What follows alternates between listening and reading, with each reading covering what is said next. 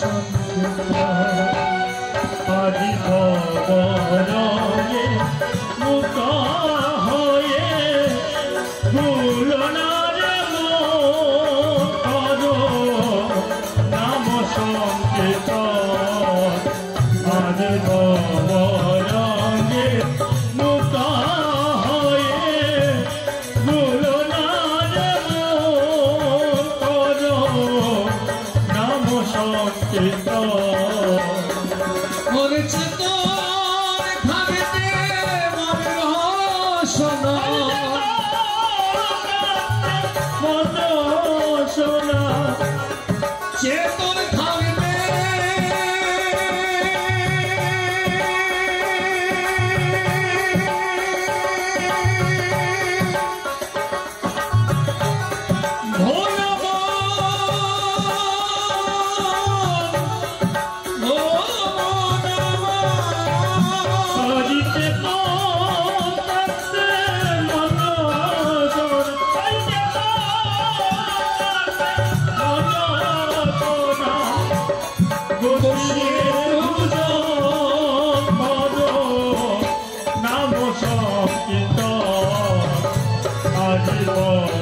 চেতন থাকবে মুক্ত হয়ে ভুলনার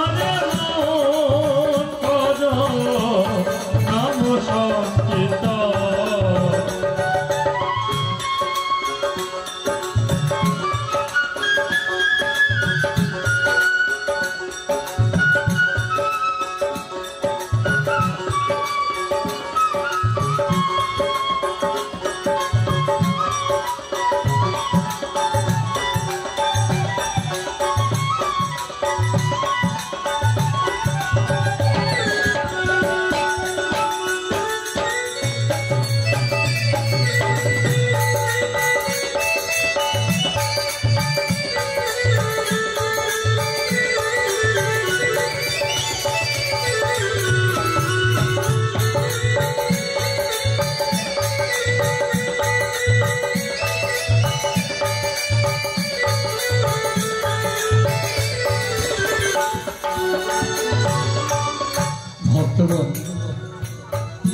মহাজনে বলছেন চেতন থাকতে মন রসনা বসিয়ে দুজন করে নাম সংকীর্তন। আমরা সনাতনী সম্প্রদায়, এই সনাতনী সম্প্রদায়ের আমাদের নৈতিক যে কর্ম, আমরা কখনো আমাদের ধর্মের কর্ম প্রতি আমাদের লক্ষ্য আমাদের থাকে না। আমরা শুধু করি কি, আমরা বলি কাউকে জিজ্ঞাসা করলে যে বাবাজি একটু ধর্ম করো, উনি উত্তর দিবে বলে আগে ধর্মের প্রয়োজন নেই, আগে কর্ম করো, কর্ম করার পরে সময় পেলে ধর্ম করি। কিন্তু কর্ম করতে গিয়ে যে ধর্মকে কখনোই ভুলে গেছে তার কোনো লীলাভূমি কিছু নেই। আর ধর্ম না করতে না করতে আমাদের বয়স একেবারে অন্তিম সময় পর্যন্ত, এখনো অনেক আছে যে বয়স 80 হয়ে গেছে, এখনো ভগবানকে কি করে প্রণাম করে সেটাও জানে। এখনো আছে, যদি বলে একজন 80 বছরের বৃদ্ধকে বাবা যাও একটু পবিত্র হয়ে আসো, তার মানে উঁচু হয়ে আসো। ওরা বলে উঁচু আর আমরা বলি পবিত্র। যদি আমরা বলি যে একটু পবিত্র হয়ে আসো, সেই জানবে না কি করে পবিত্র। তাহলে কেন জানে না? আমরা এটুকু জানি সংসার করেছি বলে, সংসার মানে কি? ছেলে ফেলে জন্ম দিয়েছি, মানুষ করেছি, এরা বড় হয়েছে, এরাও ছেলে ফেলে হয়েছে, মানে ছেলে ফেলে জন্ম, ছেলে ফেলে জন্ম, ছেলে ফেলে জন্ম, এইগুলোই শুধু আমাদের সংসার। আমরা মনে করি এগুলোই সংসার। না, এগুলোকে সংসার বলে না। আরে এইরকম সন্তান জন্ম দেওয়া তো গরু ছাগলও করে। আমি যে আহার করি, গরু ছাগলও আহার করে। আমি যে নিদ্রা যাই, গরু ছাগলও নিদ্রা যায়। আমি যে মৈথুন করি, গরু ছাগলরা মৈথুন করে। কিন্তু গরু ছাগলরা ভগবানকে ডাকে না, আর আমিও ডাকি না। মনে করি যে খাওয়া দাওয়া সংসার এগুলো আমাদের সবকিছু। কিন্তু মনে রাখবেন, আমি একটু আগে বললাম এই যে হরেন্দ্র মজুমদার যতক্ষণ ছিল ততক্ষণে বাড়িটাকে আঁকড়ে ধরেছিল, কিন্তু আজকে বাড়ি পড়ে আছে, হরেন্দ্র মজুমদার নেই, বাড়িটা পড়ে আছে। আজকে বাড়ি সাক্ষী দেবে কে, বাড়ি পাহারা দেবে কে? সেটা এখন পুকুর পাড়ে, রাস্তার ধারে, গাছতলায়, মানে শ্মশানে, কিন্তু এখানে নেই। তাই এইরকম একটা দিন আমাদের প্রত্যেকটা মানুষের জন্য উপনীত হবে। তাই সেই জন্য বলছে ভবরঙ্গে মুগ্ধ হয়ে, আমরা এই ভবরঙ্গ তামসায় মুগ্ধ হয়েছি। ভবরঙ্গে মুগ্ধ হয়ে, ভবরঙ্গে মুগ্ধ হয়ে ভুলো না রে মন, করো নাম সংকীর্তন। আজি ভবরঙ্গে মুক্ত হয়ে ভুলো না রে মন, করো নাম সংকীর্তন। ভবরঙ্গে, এই ভবরঙ্গে মুক্ত হয়ে কখন ডাকতে বলেছে? ভবরঙ্গে মুগ্ধ হয়ে ভুলো না রে মন, করো নাম সংকীর্তন। নাম সংকীর্তন কখন করবে? চেতন থাকতে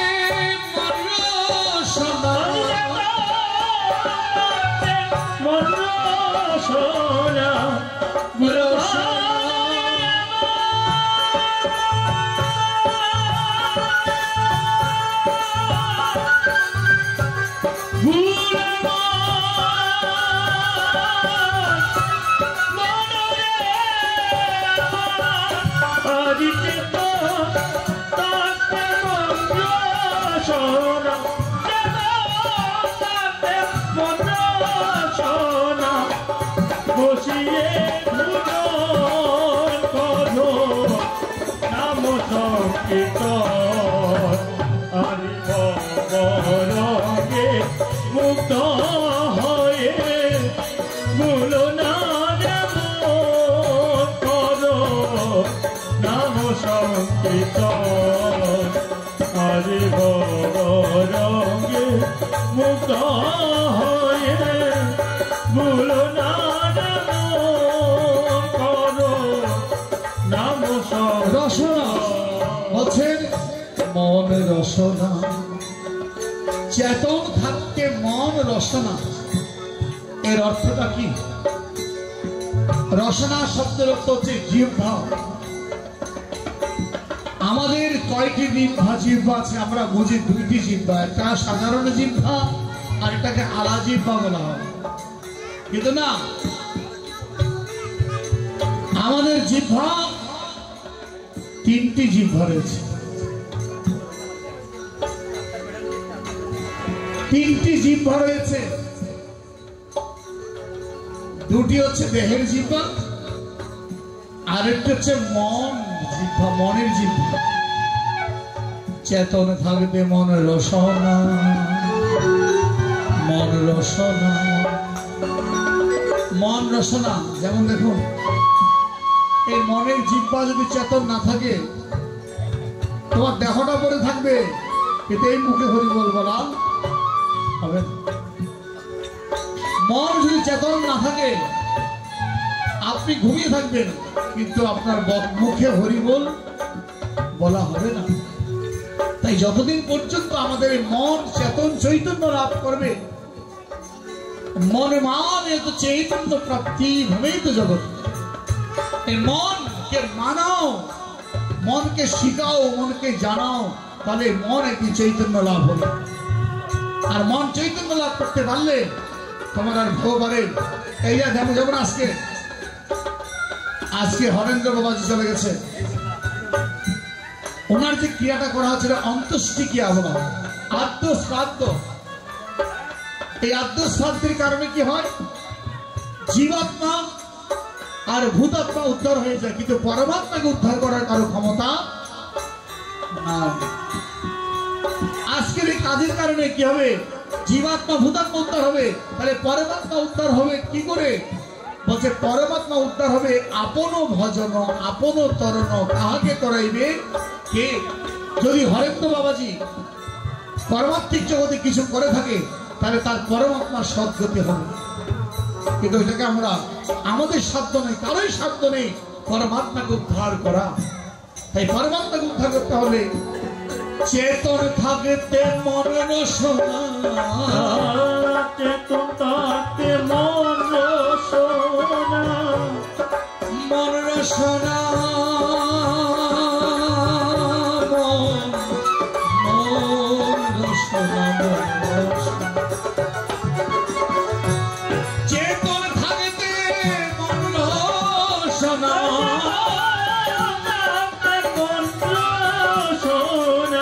ভোলা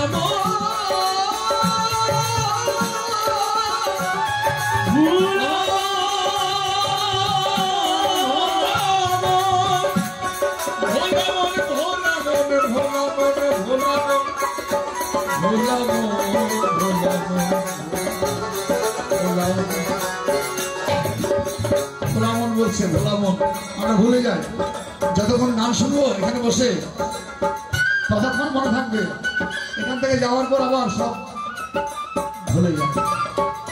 এই জন্য ভুলে নয়, ভুলে যায়, ভুলতে ভুলতে ভুলতে ভুলতে যে কখন নিজেকে ভুলে যাব তার কোনো হদিশ পাওয়া যাবে না।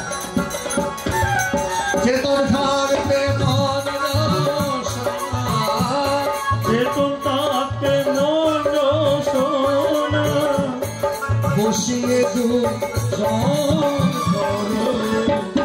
নাম সংকীর্তন আজীব রঙে মুক্ত হয়ে তুলনার মন করো।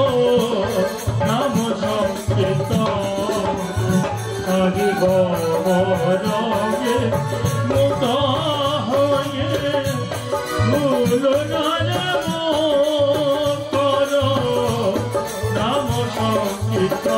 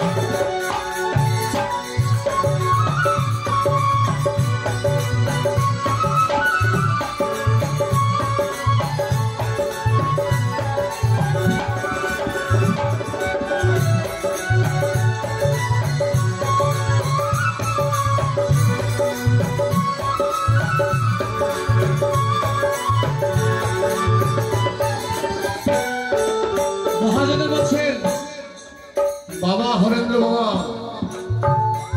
এক পাশে মহাজনে দাঁড়িয়ে বলছে হরেন্দ্র বাবা কোথায় রে দালান কোঠি, দালান কোঠি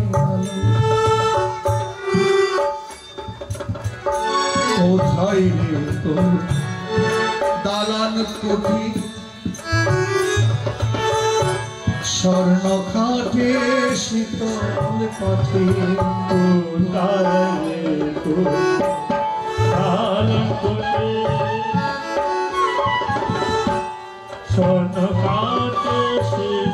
দেখুন আমরা অনেকে আছি মাটিতে বসতে পারে না, মাটিতে ঘুমাতে পারে না, ভালো বিছানা ভালো সবসময় ভালো ভালো ভালো ভালো, কিন্তু মনে রাখবেন একদিন আপনাকে সে ভালোগুলো ছেড়ে দিয়ে এই শেষ বিছানাটাই হচ্ছে তোমার মাটি। ওরে মন যদি হতে চাও একেবারে খাঁটি তাহলে ধীরে ধীরে ভালোবাসো মাটি, এটাই হচ্ছে আমাদের শেষ। কোথায় রে তোর দালান কোঠি, স্বর্ণ খাটে শীতল কাঠে, কোথায় রে তোর ঘাটে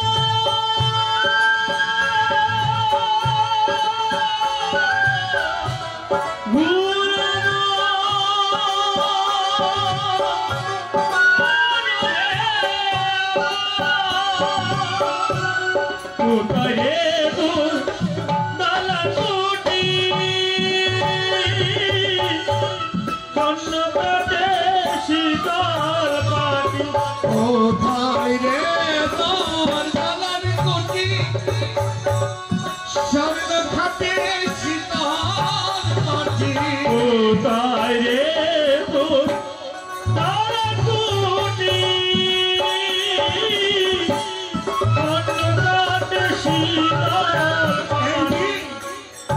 আসিলে সমনের চিঠি আসিলে সমনের চিঠি আসিলে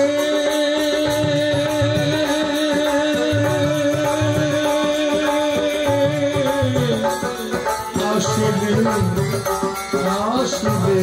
আসিলে আসিলে সমনের চিঠি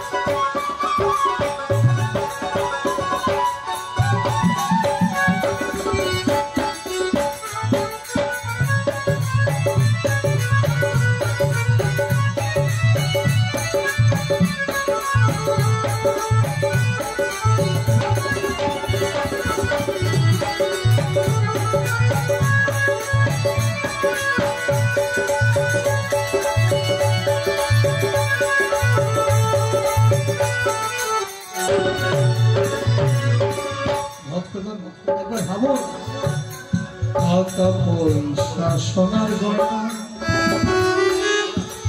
মরলে কারো সঙ্গে যায় টাকা পয়সা সোনার গয়না মরলে কারো সঙ্গে যায় না। আমরা যখন মৃত্যু পথযাত্রী হয়ে থাকি দেখবেন একটা গীতা এনে বুকে দিয়ে দেন। সারা জীবন সেই ব্যক্তি কখনো গীতা প্রণাম করেনি, গীতা পূজা করেনি, গীতা পড়েনি, গীতার সাথে কোনো সম্বন্ধ ছিল না। গীতার সাথে কোনো সম্বন্ধই ছিল না তার। তাকে যদি মরণের সময় গীতাটা বুকে দেয়, মরণের পরে, তাও মরণের সময় নয়, মরণের পরে, মরণের আগে তো দেয় না, মরণের পরে দেয়। তখন যে ব্যক্তি সারা জীবন গীতা নিয়ে কোনো সম্বন্ধ, গীতার প্রতি কোনো প্রতিপালন, কোনো কর্তব্য ছিল না, মরণের পরে গীতাটা বুকে তুলে দিয়েছে। ভক্তগণ মনে রাখবেন, ওই মরণের পরে গীতা তুলে দেওয়া তার মানে 10 মনে একটা পাথর তুলে দেওয়া সমান। কেন? এই দেহটা যখন অপবিত্র হয়ে গেছে, অপবিত্র জায়গায় তুমি গীতাটা তুলে দিলে, তাহলে কি হলো? সেটা কখনো পূর্ণ হয় না, এবং তাতে কখনো গীতা এসে তোমাকে কখনো রক্ষা করবে। কেন? সারা জীবন টাকা পয়সা সোনার গয়না সব করে নিয়েছি, কিন্তু গীতা নেই। কেন? যাওয়ার বেলায় তুমি ওই সোনা গয়না টাকা পয়সা নিতে পারলে না, গীতা নিলে কেন? তোমার পরিবারকে বলে দেবে যাওয়ার সময় আমার সম্পত্তি যা আছে, টাকা পয়সা লেনদেন সবগুলো আমার বুকের মধ্যে তুলে দেবে, গীতা বাদ দাও। কারণ যাদেরকে নিয়ে সারা জীবন কাটিয়েছ, যাওয়ার সময় তাদেরকে নিয়ে যাও, কি দরকার আছে গীতা না? তাই এই জন্য মহাজন বলছে, ওরে মানব জন্ম যখন পেয়েছে একবার জ্ঞানী হওয়ার চেষ্টা করো। অজ্ঞানের মতো পশুর মতো সংসার করিও না, মানুষের মতো সংসার করো। হয়তো আগামীতে আবার মানুষ হতে পারবে। প্রতিদিন আমাদের মাতৃশ্ব জীবগণ প্রত্যেকটা দিন রাত 9টার পরে বসে একটু নিজের দিকে আঙ্গুলটা ফেলবেন, নিজের দিকে আঙ্গুল দেখাবেন। রাত 9টার পরে নিজের দিকে আঙ্গুল দিয়ে নিজেকে প্রশ্ন করবেন, 24 ঘন্টা তো হয়ে গেল, এই 24 ঘন্টার মধ্যে কয় ঘন্টা যোগ হয়েছি আর কয় ঘন্টা বিয়োগ হয়েছে? কার সঙ্গে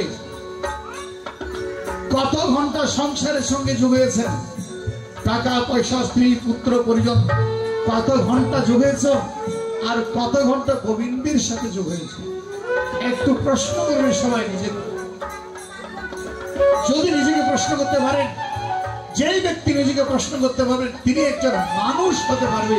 আর যিনি প্রশ্ন করতে পারবে না, তিনি মানুষের নামে পশু, সেই মানুষ কখনো হতে পারে না। মানুষের দেহ থাকবে ঠিকই, কিন্তু আচরণ তো পশু, তাই তাকে কখনো মানুষ বলে না। কেন? ওরে দেহ থাকলে মানুষ বলবে না, ওরে মন দেহ থাকলে মানুষ বলবে না। আরে মন আমার দেহ থাকলে মানুষ বলে না, আরে মন আমার দেহ থাকলে মানুষ বলে না, দেহ থাকলে মানুষ বলে না, ওরে মন আমার দেহ থাকলে মানুষ বলে না, আরে মন আমার দেহ থাকলে মানুষ বলে না, আরে মন আমার দেহ থাকলে মানুষ বলে না।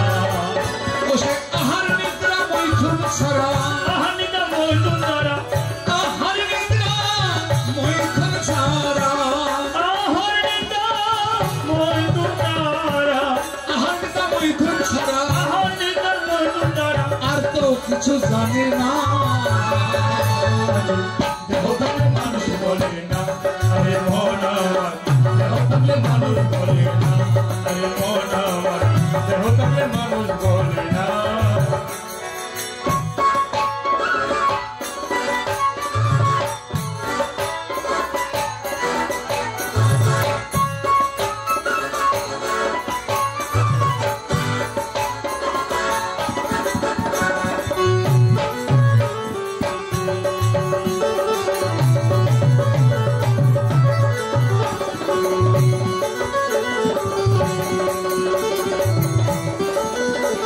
দেখুন,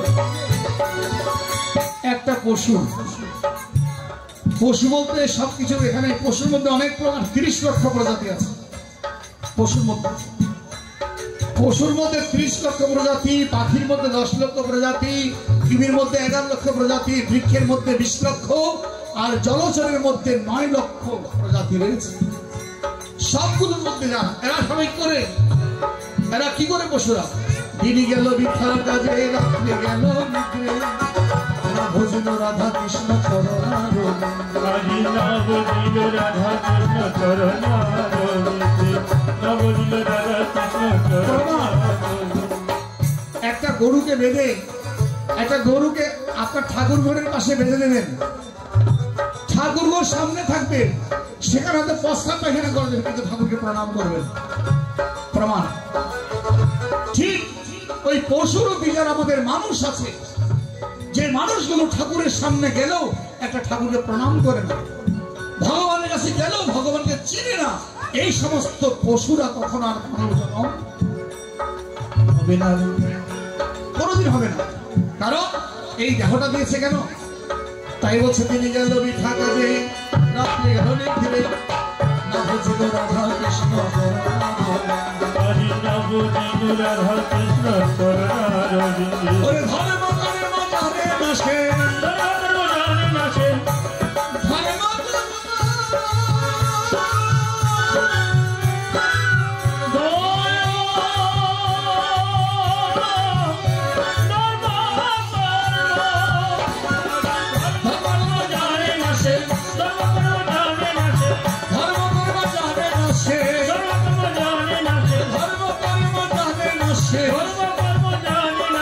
ভগবান কি মানে না দেবতাকে মানুষ বলে না হরে মোনা দেহকে মানুষ বলে না হরে মোনা দেহকে মানুষ বলে না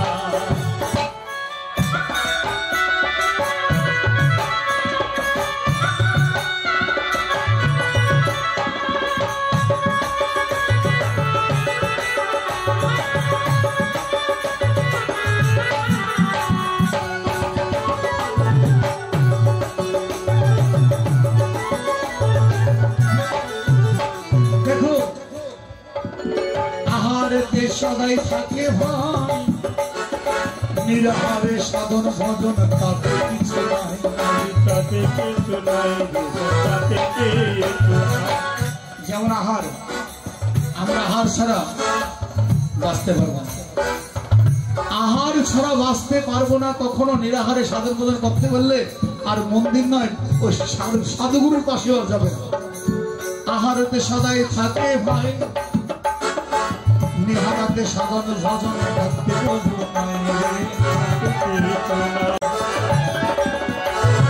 দেহ সুখে জীবন গেল দেহ সুখে জীবন গেল দেহ সুখে জীবন গেল দেহ সুখে জীবন গেল দেহ সুখে জীবন গেল দেহ সুখে জীবন গেল দেহ সুখে জীবন গেল দেহ সুখে জীবন গেল সে তো প্রভু চিনে না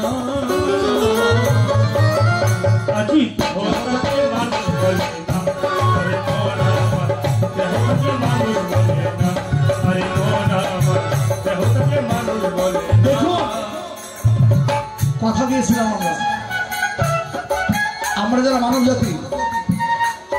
আমরা যারা মানব জাতি মনে রাখবেন আমরা সকলেই কিন্তু একদিন কথা দিয়েছিলাম একদিন গোবিন্দ কারো চরণে যেমন দেখুন আজকে এই জগতে আসলে আমরা কেউ বলে যে আমরা কৃষ্ণ ভক্ত কেউ বলে আমরা ঠাকুর ভক্ত কেউ বলে আমরা গুরু ভক্ত কেউ বলে আমরা মায়ের ভক্ত এই ঠাকুর ভক্ত গুরু ভক্ত মায়ের ভক্ত এমন ভক্ত করতে করতে আমাদের মূল জায়গা থেকে আমরা কখন যে ছুটে যাই আমরা তখন ছেড়া যাই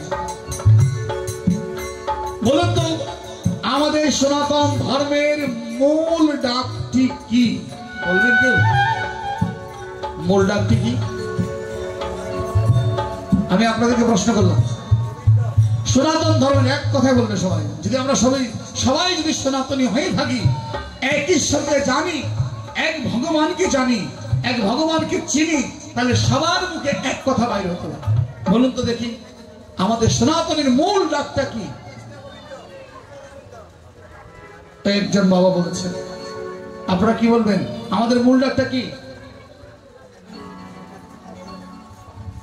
জানেন না ভাইরা শুধু রান্না বান্না জানেন রান্না বান্না স্বামী সেবা পুত্র সেবা লেখাপড়া শিক্ষা এগুলো করতে করতে দিন শেষ নিজের শুনুন এই জন্মে তো কারো ঘরে ঘরণী হয়েছেন আগামী জন্মে কারো ঘরে রান্না করার সুযোগ হবে না জন্ম হবে ঠিকই নারী হবেন ঠিকই স্বামীর আদর পাবেন না কুকুর বিড়ালের মতো ঘুরতে হবে হয়তো স্বামী কুকুর হবে না স্ত্রী কুকুর হবে তাহলে স্ত্রী কুকুর হবে না স্বামী এইভাবে হচ্ছে আমাদের জন্মান্তবাদ অতিবাহিত হবে এই জন্মে তো রান্না বান্না করে স্বামী সঙ্গে আদর পেয়েছেন আগামী জন্মে হয়তো বললাম না নারী জন্ম পাবে ঠিকই কিন্তু মানুষ জন্ম হবে না তাই শুধু রান্না বান্না করে দিন কাটালে চলবে না মারে একটা তোমার দিকেও তুমি একটু লক্ষ্য করো এইভাবে তোমার দিন রূপ যৌবন থাকবে না আজকে রূপ যৌবন শক্তি সব আছে সকলেই ভালোবাসা পাচ্ছ একদিন যখন সব হারাবে তখন আর কেউ ভালোবাসবে না তখন কি হবে দেহের যৌবন চলে যাবে ভাই আর মাংস মর্য তোমার খাইবে সবাই দেহের যৌবন চলে যাবে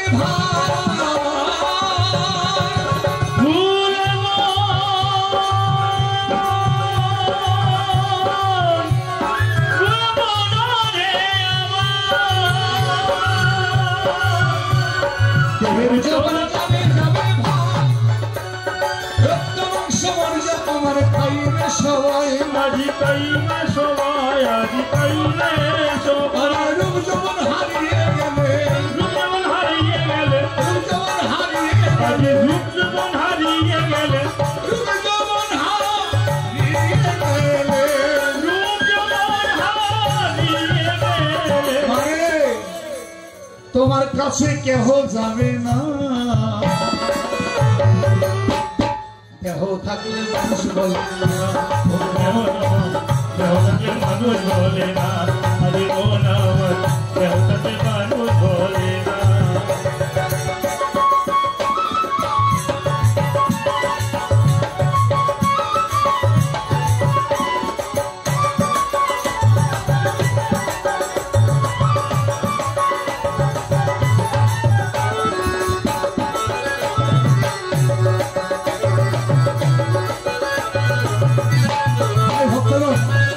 আমি আপনাদের একটা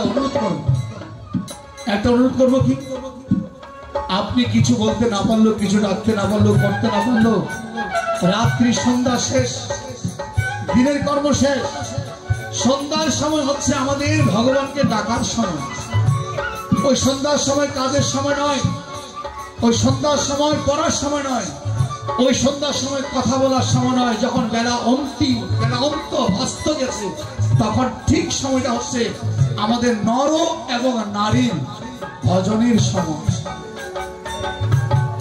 আমরা ধোপধনা দিত ধোপধনাটা দিয়ে দিয়েছি না রাতও নয় দিনও নয় সেটা সন্ধ্যা ওই সন্ধ্যার সময় রাতেও কাজ করতে হবে দিনেও কাজ করতে হবে বলে সন্ধ্যার সময় কাজ করা প্রয়োজন ওই সময় বসে আর কিছু ডাকতে না পারলো কিছু বলতে না পারলো তোমার জীবনকে তোমাকে তুমি এক দণ্ড সময় দাও এক দণ্ড সারাদিন সংসারে দাও ঠিক সন্ধ্যার সময় এক দণ্ড তোমাকে দাও এক দণ্ড মানে 24 মিনিট পারবেন না আপনারা ওই এক দণ্ড বসে তাকে ডাকবে অর্থাৎ বিশ্ব ব্রহ্মাণ্ড যাকে ডাকে তাকে ডাকবে আর কিছু করতে হবে শুধু তাকে এক দণ্ড বসে কিভাবে ডাকবে খোল করতে লাগবে না মৃদঙ্গ লাগবে না সঙ্গ লাগবে না একা বসে একাই বসে একা বসে একা বসে একা বসে একা বসে একা বসে একবার একা বসে কাকে ডাকবে কাকে ডাকবেন বাবা কাকে রাখবেন জোরে বলুন কাকে রাখবেন আরে বাবা নিজের পিতার নাম নিতে লজ্জা আছে বলুন না কাকে ডাকবে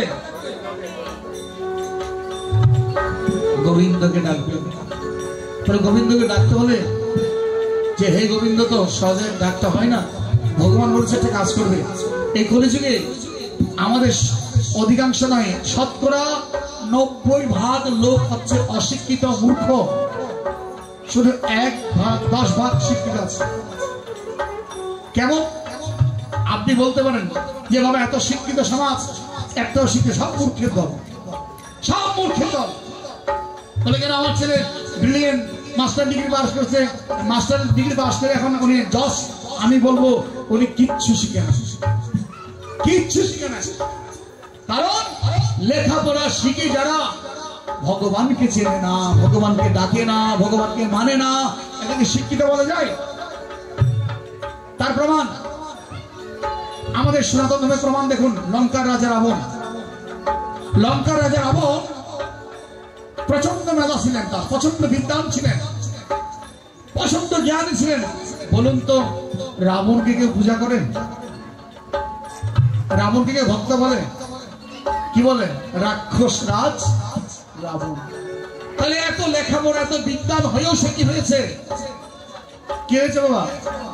রাক্ষস কংস অনেক বিদ্যান, হিরণ্যকশ্যপ অনেক বিদ্যান, হিরণ্যক্ষ, শিশুপাল এর অনেক বিদ্যানগণ, দুর্যোধন অনেক বিদ্যান ছিল, কিন্তু তাদেরকে কখনো দেবতা বলেনি, ভক্ত বলেনি, কি বলেছে? রাক্ষস বংশ। তাই বলবেন আপনার ঘরেও যদি এরকম সন্তান হয়, এরা আপনার সন্তান নয়, এরা রাক্ষস। এদেরকে দ্বারাই সনাতন ধর্ম ধ্বংসের কারণ। এই সমস্ত শিক্ষিত দ্বারাই, এই সমস্ত লেখাপড়া দ্বারা রাক্ষস ধর্ম দিয়ে এই সনাতনকে কখনো বাঁচিয়ে রাখা যাবে না। তাই যদি পারো প্রতি ঘরে সন্তান জন্ম দাও। শুনুন, প্রতি ঘরে সন্তান জন্ম দাও, হরে কৃষ্ণ হরি বলে তাহাকে শেখাও, তাহাকে শেখাও, তাহাকে শেখাও। প্রতি ঘরে সন্তান জন্ম দাও, হরে কৃষ্ণ হরে বলে তাহাকে শেখাও, তাহাকে শেখাও, তাহাকে শেখাও।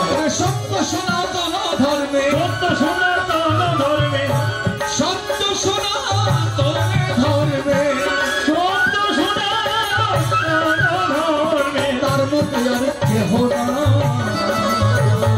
দেহটাকে মানুষ বলে না, আরে মন আমার দেহটাকে মানুষ বলে না, আরে মন আমার দেহটাকে মানুষ বলে না।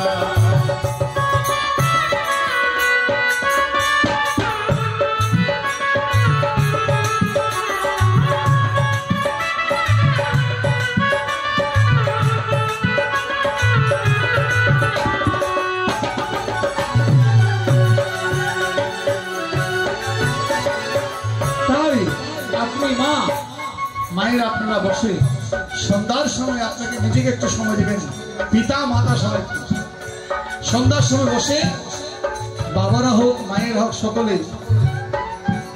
আবার এটা মনে করবেন না যে আমি সাদা কাপড় পরেছি বলে বৈষ্ণব বলে আপনি ওইটাকে প্রাধান্য দিচ্ছেন না।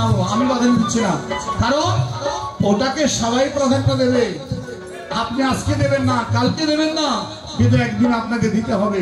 ওটা ছাড়া আপনার কোনো গতি নাই, কারণ শেষ যাত্রায় যেতে হবে।